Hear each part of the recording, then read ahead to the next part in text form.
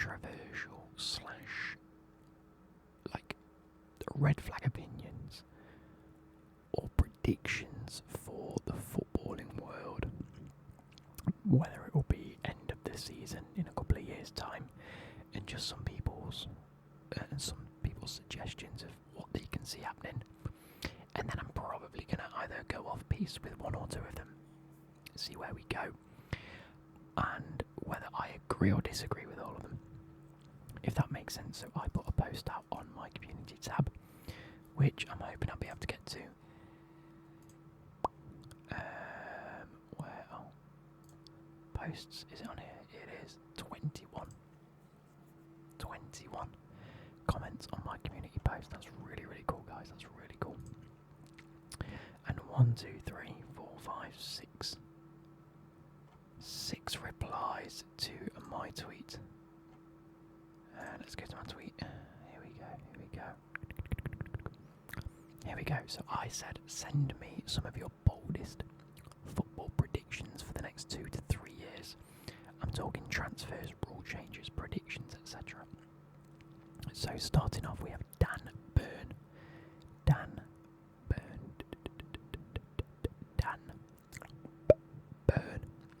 He says 4-4-2 will become the most popular formation in the sport, and long ball will be the new way of playing. Oh, how we will have come full circle. Back in the days of the early noughties, like end of the 90s sort of time, where every team was using 4-4-2, you know, wide midfielders holding wing-backs. Wing-backs weren't a thing, they were just full-backs. And 2 strikers, 2 centre midfielders, one that would often get really involved in the play. And you'd often have like a small striker and a large striker. Think Jermaine Defoe and Peter Crouch. One person in the middle that was sort of poached in terms of your sort of tall striker. One that would like jump and head the ball. One that was being like a target man per se. And then one player that could just get in behind, was really good with the ball at the feet, a proper clinical finisher, and just scored goals. And the reason I'm going a bit off piece with this and sort of explaining it is because I 100% agree. And as of typing this, I actually agreed. And I actually messaged Footyfacts ASMR because I know he does like to do these videos every so often, where he will ask for bold predictions. And I just said, look, for any upcoming video, my prediction will be that 2 striker formations come back. Not necessarily 4-4-2 per se, but I'm talking about 2 striker formations, striker partnerships. I think we're at an era where there seems to be lacking out and out clinical strikers that can really just poach the ball and just score a goal. You've got Haaland, Isak, Lewandowski, to name 3. I don't think I could name any more that I think are, maybe Lautaro Martinez, maybe, that are out and out goal scoring strikers nowadays.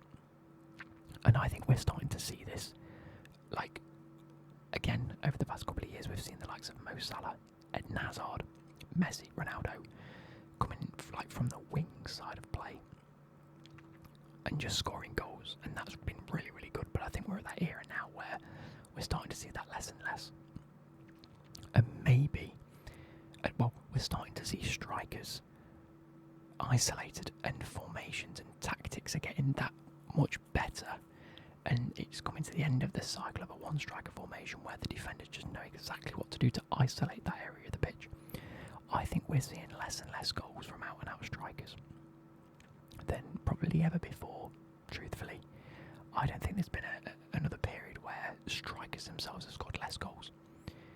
And so I think, give them a bit of help. I think it was that Brighton game against Chelsea, wasn't it? Let's have a quick look. Or both of them, where... Oh, come on. They beat us 3-0, and it was ridiculous. To be fair, on paper, they played Danny Welbeck up top on his own. But I think Mitoma or Rutter were just on top of him all the time, and they were just linking up like mad, and it was like just watching prime football, and it was really good. And I hate it because they beat Chelsea 3-0, but you win some, you lose some. But that to me highlighted possibly the need for two striker formations. Now each club, at the minute, like your Man United, your Chelsea's, your Man Cities, they have players like Haaland and Mamouche, Jackson and Kunku, Man United, Højlund and Xerxes. You look at them and you think out and out strikers, maybe not Haaland, obviously, that's fair. But I think imagine a world where Højlund and Xerxes play next to each other. It doesn't have to be like as a formation, but hey, I'm just putting it out there. I completely agree. I think we're going to start seeing two striker formations, and I think these players that are maybe 7 out of 10 players, like players on their good day, would be great, but consistently just do okay. Your Nicholas Jackson, for example, as much as people hate him, I think he's good. He's an average striker. We need a better than average striker. Why not help him out? Why not put someone next to him? Simple as that. I think it could really elevate their game, and other players like João Felix and Yoran Kungus can just have a bit of a bump and they can really get involved. I think Cole Palmer a little further forward or a little to each side of a striker would work perfectly. I don't know. Anyway, I'm getting off track now. I agree completely. I think we'll start seeing the likes of 4-4-2 come back. Maybe not long ball specifically, but I agree.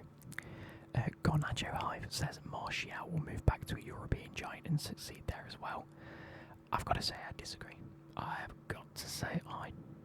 With that. I think Martial is... What's he even doing now? Martial.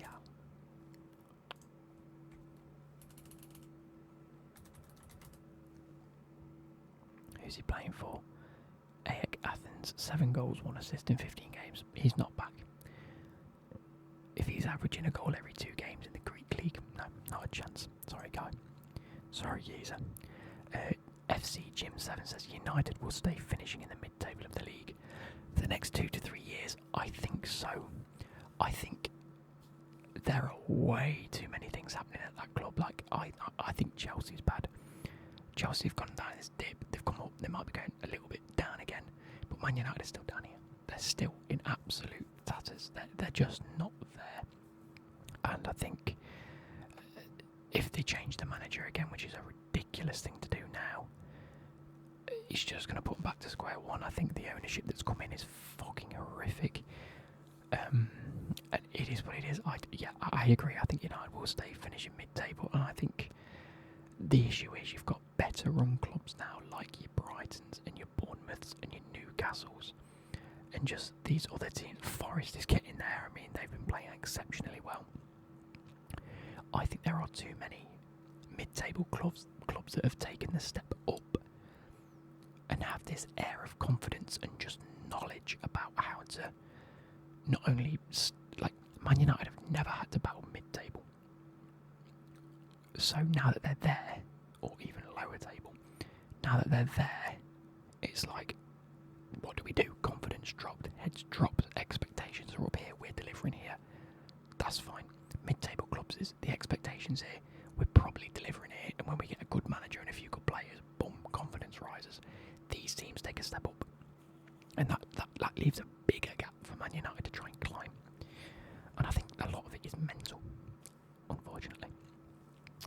Moving on, JLo Bridge Jacob says John Duran will go to Barcelona in 2 years. I like that idea. I like the idea of a player like John Duran representing someone like Barcelona, Bayern Munich, things like this. And I think with Lewandowski at the state he's in, I think he will be willing to give it up soon. I do think John Duran, I like the concept of this, that John Duran's gone to Saudi and people say have sold out. I actually think, and hear me out here, the Saudi League are buying all these stars for stupid money, right? Stupid money. And the league has stepped up a level. We're not claiming that it's the best in the world, but it has stepped up. It's better than the French league. It's not as good as the La Liga or Serie A. But if you're a player like John Duran that was getting time in the Premier League, but you're back up, it's a brilliant loan deal to be able to play with a player like Ronaldo, to being able to be in a setup that is actually really competitive, guys are currently on it, and you still remain in that sort of stature in the world and money and market value, I think it's a really good deal for him to just go there for a few years, earn a fuck ton of money, tax free, whack it in your bank account, and then when you go into these negotiations with other clubs, if you do ever want to go to like Barcelona or your Bayern Munich or your Real Madrid, whatever it might end up being, then money's not going to be the issue. It's going to be where you actually want to play and want to progress your career. So I sort of like the idea of younger players heading there soon and really just trying to build up. 2. He says Wrexham will be back in League 2. I don't think so. I think they've got too much funding, way too much people in the background working hard to really progress them on. So no, I think they'll do well. Number 3 says Arsenal will still not have won the league. Maybe. That's a tough one because all Arsenal really need to do is level up that consistency and stay a bit more injury free. I think if they get lucky, like we say a lot of the time, teams get unlucky with injuries. I think nowadays every team has loads of injuries, and I think it's the teams like Liverpool who haven't had an injury crisis this season. Look how far ahead they are, and look how well. That's not to say they haven't been playing well, but I think if teams get lucky enough to not have any injuries, then that's when you should expect them to do well. And if they still don't, then that's on them. But I think if Arsenal get lucky enough to not have many injuries, I think they've got a chance. Number 4, the Champions League format will slightly change. Yeah, I think at the minute the new format's in its infancy, it's in its first season. That begs to be like tweaked and like a few little fine tunes. Maybe for next season we'll have automatic offsides and things like that. The format itself might slightly change. I won't lie, I found this year's very boring. I much prefer the group stage. I don't know about you, but I prefer previous Champions League formats. I don't know.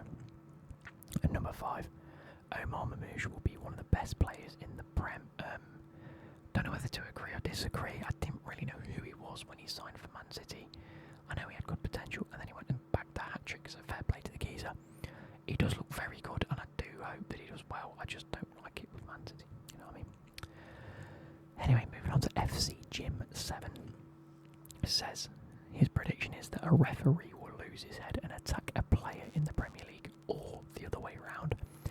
I'm going to agree with this. I think that things around refereeing performances, especially within the public opinion, is really starting to nosedive now. I think it's been declining for a while since the introduction of VAR. I think referees have got lazy. I think that the actual level of refereeing and just the attentiveness has completely declined, and I think that they're relying too heavily upon things like VAR and technology, that it not only takes away from the sport, but it also encourages players to be way more confused about things. Ergo, anyone that's watching it, as long as you have played football, you will understand how annoying it is when a ref gets a decision wrong. Now, in normal Sunday League football or ordinary football with your mates, if someone gets a decision wrong, you can understand it because they've made a call. They might not get it right, they might get it wrong. But if you're talking at the top of the game, the elite level football, your career depends on it. Like, people's livelihoods depend on it. Even fans' livelihoods might depend on it. Getting decisions wrong isn't an option. And as much as they would like to try, they still get things wrong, which is fine. Ergo, you need to then rely on the technology to correct yourselves. However, it's turned into that much of a lazy, we'll just let things go, and then if it needs to be picked up, it will. Or, if I get it wrong, I've got this geezer in me here to tell me what's right or wrong. Bollocks, you still need to be good at your fucking job. Do it. And I think that tension is building and building and building. And I think the frustration is building and building and building. And I think it's going to get to a point where I sort of expected the Premier League or the PGMOL to have already come out and said, look, we understand the frustration. This is what we're doing to combat it. Training programs, recruiting new referees, this, that, paying slide and ignored it, which is the complete wrong way about it, in my opinion. And so that again only leads to more frustration. And I think the power that is now placed upon the referees and PGMOL is risen, and they think they're well above it. And I think that just proves the lack of understanding from referees themselves. Not even the referees, but the governing bodies. And so I think that there's now this power control that refs think we're above the game now. Like, no one likes us anyway, we're public enemy number one, we always have been, so fuck you, get on with it. And it's the complete wrong attitude to have, in my opinion. I mean, don't get me wrong, I've tried being a referee, I refed one game, hated it, didn't do it again. So I envy them. No, I don't envy them, sorry. Because I know how difficult it can be. But I think all of this is going to bubble up one day in the next couple of years. And in agreement with Jim, I think that someone somewhere is going to get hurt, and then someone's just going to snap because a ref's got a decision wrong. And either VAR do or don't overturn it, and it fucks things up and people have an argument. Anyway, that was the last one from Twitter. So we're going to move on to all the ones from YouTube. I might have to skim through these because we're already 15 minutes through. User VR9 blah blah blah says Harry Kane wins a trophy. Yeah, I think that's fair. I mean, it's the reason he joined Bayern Munich. I think he got, I'd say, unlucky last season, but Bayer Leverkusen were absolutely killing it, weren't they? They had a fantastic season. But yes, I do believe Harry Kane will win a season. Footyfax ASMR actually commented, in brackets, I really hope this is wrong, says that Cole Palmer leaves Chelsea, and unfortunately I have to agree with that. I think if Chelsea continue this maniacal tirade of just overpaying for underperforming footballers, then the players like Cole Palmer, who we underpaid for and got such a class player, we got lucky, we got very lucky, and that's the only way to look at it. He's a fantastic player, one of the world's best. He deserves to be playing not only with the world's best players, but in the world's best, competitions, winning the world's best trophies and competitions.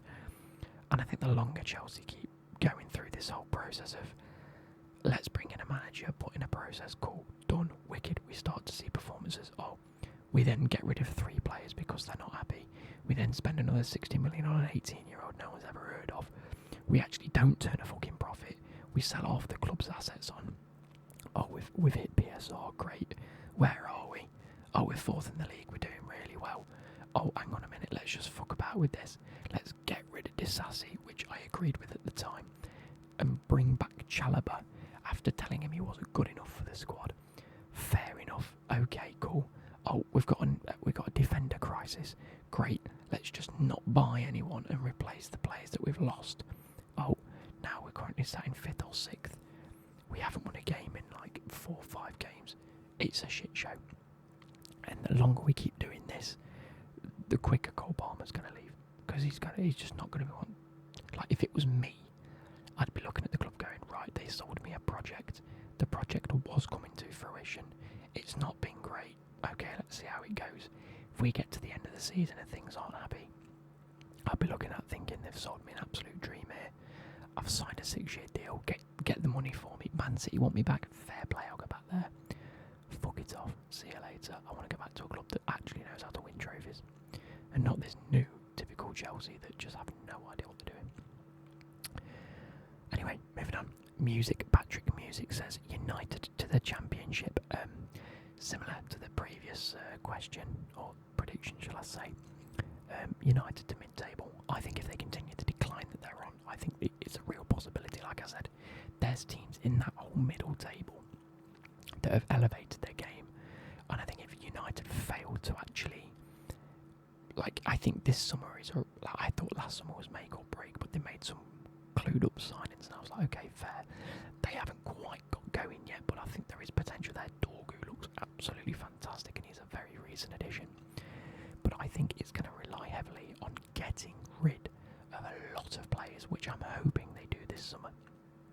I'm not hoping, but I'm predicting that they do this summer. If they don't do that and they keep players on their books and can't really solidify, then it's going to be a very tough season, or either end of this season or at the back end or at the start of next season. I think we're just season is really the one where, if they haven't changed things, they could really, really suffer. Max Langridge says Bournemouth to get Champions League and reach the top 8. I think Bournemouth have already solidified their spot within the top half of the league anyway. I think that's fair enough. Champions League's a little tough for them, I think. I don't think necessarily Champions League places is hard enough for them to get. I think if they really wanted to, they could. I think it is not an unachievable thing. What I do think will be difficult is Bournemouth in the Champions League. I think Bournemouth, the next one I've got is from Cole Frost, and he says basically the same thing. Forest will be in a Champions League and get to the knockout stages. Again, I think getting Champions League spots for the teams like Bournemouth and Forest aren't off the cards, and I think it's fantastic that two teams like that can do that. I think Forest will fare better in the Champions League than Bournemouth will. Bournemouth are not a club that are used to European competition, the flights, the logistical side of things. I don't think they've got a manager that understands European competitions, and I also don't think Bournemouth have got necessarily the squad depth to do that. Whereas Forest, I believe, have a little bit better squad depth, and I also think they'll have the funds to do so in the summer to really press on and get a bit better squad depth than the likes of Bournemouth. And I also think Forest have the history in the league and the Champions League and European competitions that will aid to just being a little bit easier for them. But for both teams, it will be very, very difficult. Ethan Young says Exeter City to be in the Prem. How are they performing at the minute? They are in League One, and they are sat 16th. No. Moving on. Bournemouth to win the FA Cup this year. Again, I think that's another one of those with Bournemouth where it's very achievable for them if they just... I think for them, they've got to prioritise what they actually want. I think if you're... Is it still Iriola? It's Iriola, isn't it?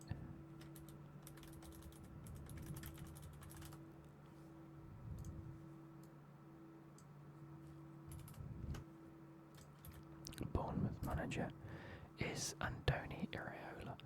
I do think I think he's a great manager. Personally, I think he's class. I just think that he needs to really the back end of this season. He needs to put his eggs in a basket. You know what I mean? He can't keep dilly-dallying. I think again, Bournemouth are one of the clubs where if they tried to keep doing both in terms of FA Cup and trying to get into them league spots, I think he might have a pretty difficult end to the season. But I think if he sits his players down and say, look, what would you rather do? Would you rather aim to win an FA Cup?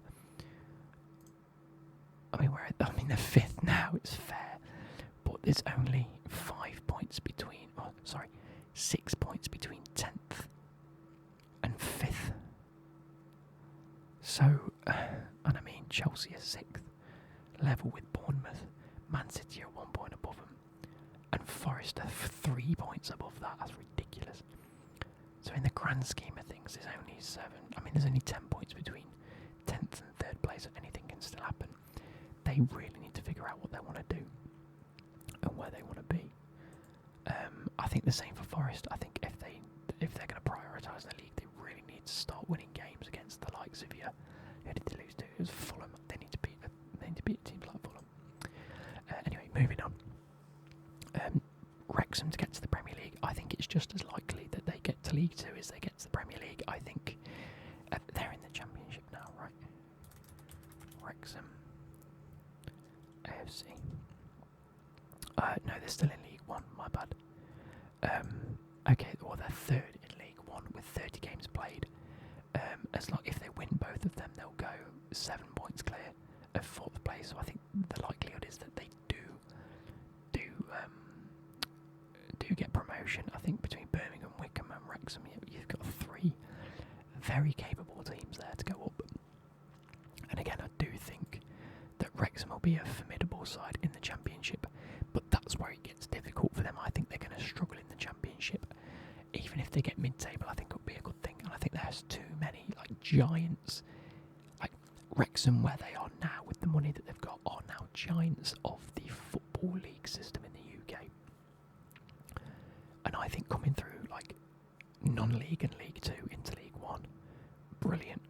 I think in League One, yes, they are one of the bigger sides in terms of monetary spend, which usually you'd like to see that progress into winning ways, and it has done for them. They're like the third in the League One, which is fantastic. But there are way too many big fish in that Championship that are biting at the chance to get back up into the Premier League. And there are many big fish in the Premier League that are just not performing well enough and will drop down into, like, look at Luton, into the Premier League. Fantastic, first time. Brilliant. Drop back down, and now we're looking at going straight into League One. That's how difficult it can be. That's how many big fish are in the Championship. We're almost on 30 minutes, we'll have to stop soon. Here we go. England not getting out the group stage in the 2026 World Cup. I like Tuchel. I'd like to think that all of our issues in recent competitions has been playing too defensively. And I think that Tuchel is just as defensive as Southgate is. But I think he's got a lot more tactical prowess about him. And I think this team that he builds will be one of the most fluid teams that England will have. I'd like to see solid at the back football, but with a plan in mind, and I didn't see it at the end with Chelsea's Tuchel, with Tuchel's Chelsea, so I'm inclined to see how we go. And the issue that Chelsea had with Tuchel is that we created a fuck ton of opportunities and couldn't score any goals. As long as we keep creating opportunities with that England side for the likes of Watkins and Harry Kane, I think we'll be fine. So I disagree with that. I think we're going to do well. Ethan Young says one of the top 6 teams will get relegated. Again, Spurs or Man United, very likely. Kim Jidimi says Palmer leaves Chelsea. Agreed. I think if they don't keep doing well, I think in a year or two he'll go. Barca to win the Champions League. I think they are a few positions away from getting back to their best now. And Aston Villa will win the Premier League. I doubt that. I think that they're good enough to get into one of the European places. That's fine.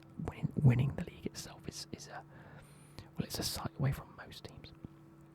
And Arsenal to win their 25-26 title. Again, just as likely as long as they stay injury free. I think they've got a good chance.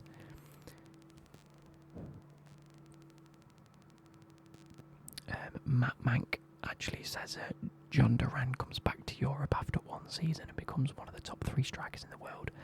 I don't think you're too far off with that prediction. I don't necessarily agree with exactly what you've said, but I think after 2 or 3 seasons he'll come back, and I do think he'll be one of the better strikers in the world. I think he has that natural ability to be very good. Number 2, we get the first female manager in one of the top 5 leagues. That is a fantastic prediction. I do think we will see the likes of Bompastor or Emma Hayes managing in the men's league because of just utter knowing of how to set up a team and just mentality. Like, one thing, like women's football, a completely different game, I will agree. It's slower, a lot more tactical and methodical than often the men's game is, a lot more faster and physical than the women's league. However, that tactical style, once you've got the best players in the world, often it does come down to how more tactical you can be. And I think if we start getting the likes of these female players and or managers and or coaches within the men's world, just to give them experience of like how different it is, I'd love to see it, and I'd love to see a female manager's take on the men's game and what sort of, like, how tactical it can be. I'd love to see that. So yeah, I agree. I think we will see one of the first female managers, maybe assistant manager, coming soon. Someone said Lamine Yamal will win a Ballon d'Or before Mbappe or Haaland. I disagree. I think Lamine Yamal has got a long way to go. I don't think we will see another 16, 17-year-old win a Ballon d'Or. I just don't think we'll see it unless he outscores people like Salah. JMWK says Everton takeover means that they will finish in the top 5. I think when this takeover happens, / when they invest and things like this, I do think they will improve. I do think there will be a complete change to recruitment, similar to a Newcastle situation. I just think it will be. No, I'm gonna reword how I've just said that. I think we'll see a complete rebranding of the club. I think we're more likely to see a Brighton model or Bournemouth model built out of Everton than a Newcastle, Man City, Chelsea model. I think we will see a more Moneyball approach of really heavy on the youth recruitment and improving training facilities and just them type of things, rather than just bang, bang, bang, let's buy the top players and try and win the league. And for that reason, I don't think we'll see that immediate growth, but I do think there will be positive, incremental growth from Everton. I'd like to see as well. Ross Dugan says Man United don't get top 6. I mean, I think that's safe to say now, isn't it? That's not a prediction for the next couple of years. I think that's now. And this says Spurs win the league before Arsenal because the Qatari boys will buy them. Don't know about that. Second shout, however, I do agree with. I did see this when I was flicking through the comments. It says Harry Kane will come back to the Prem and break Shearer's record. How far away is he?